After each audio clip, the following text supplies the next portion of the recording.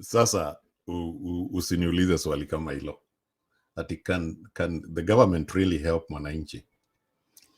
Now, of course, the work of the government is to provide playing ground, a field for the citizens to play in, build their life, their families, bring up their families in peace, with governance, with justice.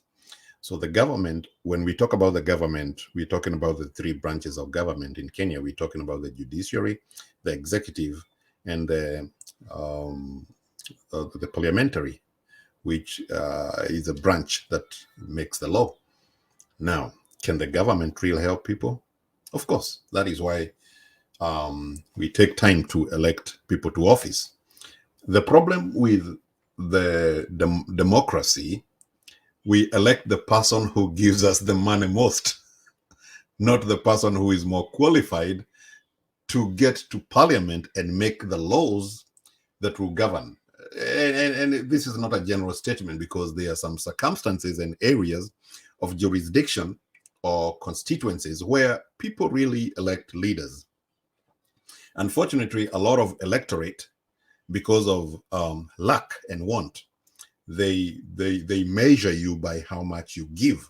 So no matter how much advanced you are in zinaitwa sera, they will come back to you and say, lakini we mchoyo, you are stingy, hautoi kitu.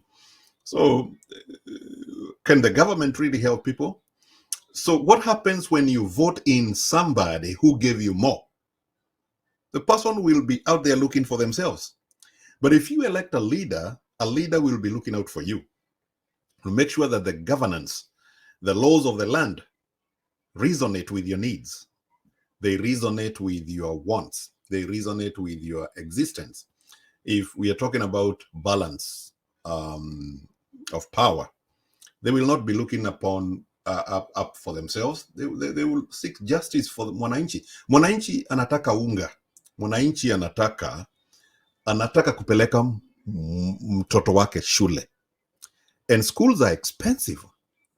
And the income expenditure ratio in Kenya is the gap is so high, such that a lot of people end up living below poverty line just because of education. So if you elect leaders who care about mwananchi, they would be thinking about how can they help you as a mwananchi to afford education, or even make it easier to access financial assistance for your education. When we talk about healthcare, if you elect a leader who cares about you, they will find means of how to get healthcare and facilities, equip facilities with diagnostic tools to help and aid in both treatment and prevention.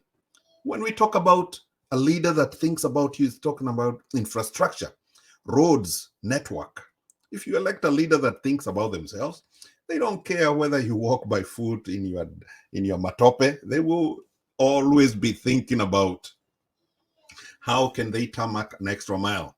How can they go deeper into the villages and get akina mama mboga out there? So when we're talking about trade and investment, they level the ground that you're able to access capital for your small businesses.